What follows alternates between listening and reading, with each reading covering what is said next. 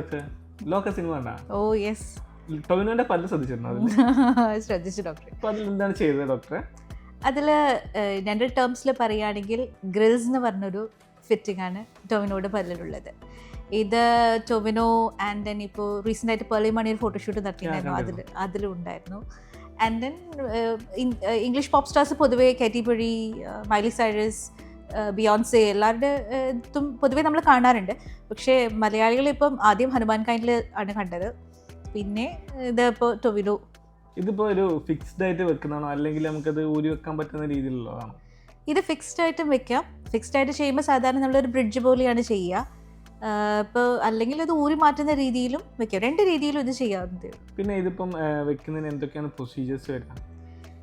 Actually ഒരു അളവെടുക്കുക and then fix ചെയ്യുക, അത്രേ ഉള്ളതേ ഉള്ളൂ. ഇത്രേ ഉള്ളൂ. അപ്പോൾ ഒരു 1-2 വിസിറ്റിൽ കംപ്ലീറ്റ് ചെയ്യാൻ പറ്റുന്ന ഒരു പ്രൊസീജിയറാണ്. ഡെഫിനറ്റ്ലി. ഇതാകെ നമുക്കൊരു കൺഫ്യൂഷൻ തന്നെ, ഇതിലൊരു എന്ത് ചെയ്യണം എന്നുള്ളതായിരിക്കും കൺഫ്യൂഷൻ ഉണ്ടാവുക. ഡിസൈൻ ചെയ്ത് ചൂസ് ചെയ്യണം, ഒരുപാട് ഡിസൈൻസ് ഉണ്ട്. ഓപ്പൺ ഫേസ് ഡിസൈൻസ്, ജെംസ് വെച്ചിട്ടുള്ള, ജെംസ് വെക്കാതെ ഉള്ളത്. അപ്പം ഡിസൈൻസ് ഏത് വേണം അങ്ങനെയുള്ള ചൂസ് ചെയ്യാനുള്ള ഡിഫിക്കൽട്ടി മാത്രമേ ഇതിനുണ്ടാവുള്ളൂ. അപ്പോൾ ഇതിപ്പോൾ വെച്ചൊരാൾക്ക് ഇപ്പം പല്ല് ക്ലീനിങ് ഒക്കെ എങ്ങനെയായിരിക്കും? ഇത് ക്ലീൻ ചെയ്യുകയാണെങ്കിൽ സാധാരണ ഒരു റിമൂവബിൾ ആയിട്ടുള്ള സാധനം നമ്മൾ വായിൽ വെക്കുമ്പോൾ ക്ലീൻ ചെയ്യുന്ന പോലെ തന്നെ എടുത്ത് അത് സെപ്പറേറ്റ് ആയിട്ട് ക്ലീൻ ചെയ്യണം. അതുപോലെ തന്നെ പല്ലുകൾ സെപ്പറേറ്റ് ആയിട്ട് ബ്രഷ് ചെയ്യണം.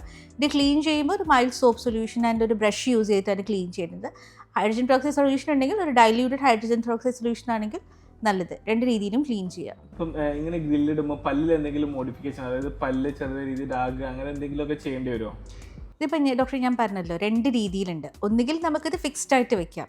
ഫിക്സ്ഡ് ആയിട്ട് വെക്കുമ്പോൾ ശരിക്കും പറയുകയാണെങ്കിൽ ബ്രിഡ്ജ് ചെയ്യുന്നത് പോലെ, അല്ലെങ്കിൽ പല്ലൊരു ബ്രിഡ്ജ് ചെയ്യുന്നത് പോലെ, പല്ല് വെക്കുമ്പോൾ നമ്മൾ ചെയ്യില്ല. അപ്പോൾ അതുപോലെ ഇരുവശത്തുള്ള പല്ലിന് ചെറുതാക്കിയിട്ടാണല്ലോ സാധാരണ നമ്മൾ ബ്രിഡ്ജ് ചെയ്യുക.